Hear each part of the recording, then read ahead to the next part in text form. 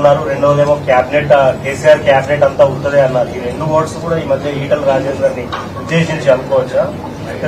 నేను మాట్లాడింది కాళేశ్వరం అవినీతి ప్రాజెక్టు విషయంలోనా? కాళేశ్వరం అవినీతి విషయంలో ఎవరు సమర్థించినా అది తప్పే.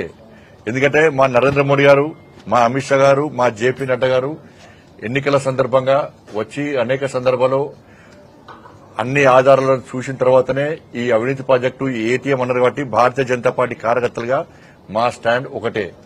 ఈ స్టాండ్ మార్చుకుంటే పోయి వాళ్ళని అడగండి. ఇది కానీ కాళేశ్వరం కానీ రేపు మళ్ళీ పడతాం. ఫోన్ ట్యాపింగ్ బంకించాలి, మళ్ళీ పడతాం.